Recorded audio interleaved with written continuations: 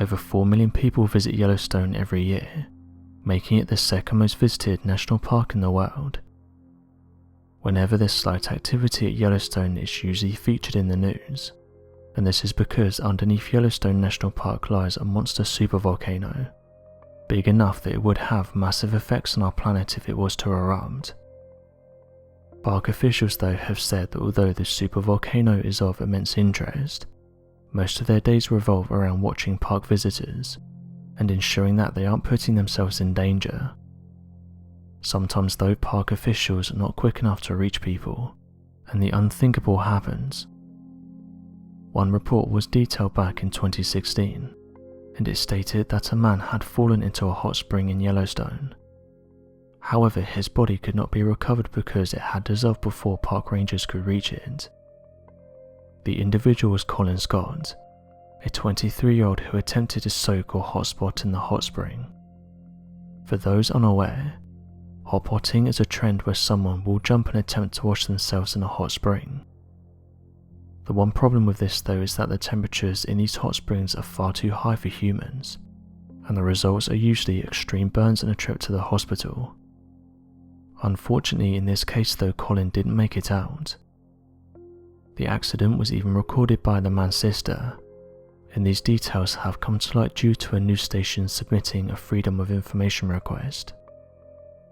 Yellowstone's Deputy Chief Ranger Lawrence Ferris said the following about the incident.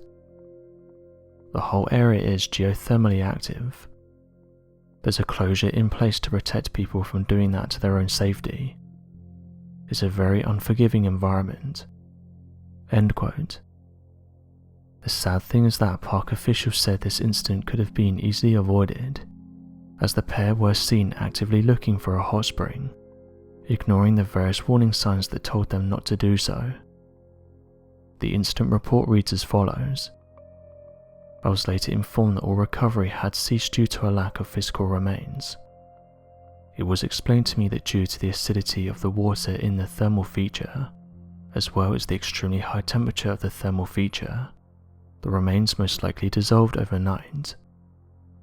I attended the closing brief for the incident and had cleared the area in order to process evidence. I left the key to Colin Scott's car in the Norris Geyser Basin's ranger's office, so that Crystal could have access to it when Colin's father arrived. The car was recovered without incident, and not in my presence. I was also told Colin Scott's father no longer wanted to meet with me. End of report. The National Park statistics have said that this year violations have tripled, meaning that over 120 arrests have been made, which resulted in many of those individuals being banned from the national park. They said that what many people don't understand is that the crust above the water is extremely thin, and there have been accounts of people falling into hot springs. In fact, this recently happened to one woman. After she fell in, the national park was closed to visitors, so park officials have said she was there illegally. When she fell into the hot spring, she suffered various wounds. At the time, the national park had been shut down from visitors since the 24th of March, and although officials said they were going to open it back up, they said there was still ongoing talks about what was going on. The woman in question ignored the warnings and was found walking on the Wyoming side of the park. At the time, the individual had not been identified, but she could be seen taking photographs close to Old Faithful. Despite falling in and injuring herself, the woman was able to pull herself out and drive around 50 miles. She was however stopped by a park ranger and airlifted to a burn center in eastern Idaho Regional Medical Center. Park officials have said that even though it's bad she was injured, she may face penalties for not following the rules. They said that everyone has to be careful around the park, and that they need to respect where they are. It's not just people ignoring the warning signs that officials have to worry about. Everyday researchers closely monitor the park's activity, and although they've said that an eruption is not going to happen anytime soon, they've noticed that the park has been hit by things like earthquakes, and this has caused activity to increase beneath Yellowstone. Larry Mastin, a United States Geological Survey scientist recently worked on a paper. It detailed the effects the ash would have on our planet after this supervolcano erupted. He said the following: "The objective was to see how the growth of umbrella clouds would affect ash distribution from Yellowstone.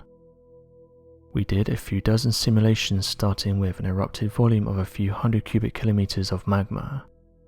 So this is if you consider the volume of tephra that expands as it erupts.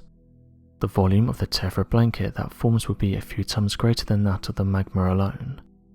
So this would be comparable to a tephra volume of over 1,000 cubic kilometers. For those unaware, this is the rock fragments and particles ejected by a volcanic eruption."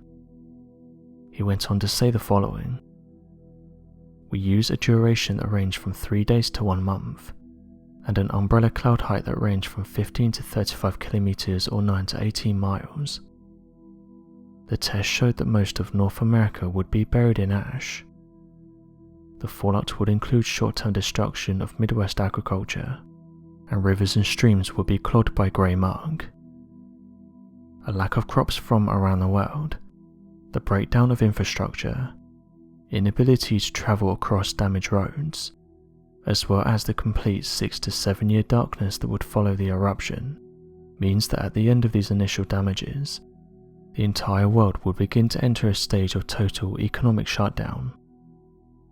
This will first begin at the center of damaged cities, and the inability for governments from around the world to offer aid of any kind.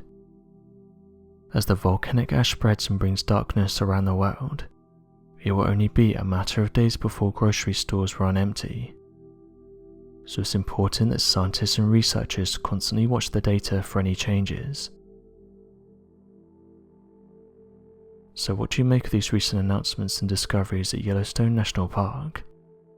Be sure to leave your questions and answers in the comment section below, and help us to grow this community while working to solve these unexplained mysteries. Thank you for watching, and don't forget to subscribe for more videos.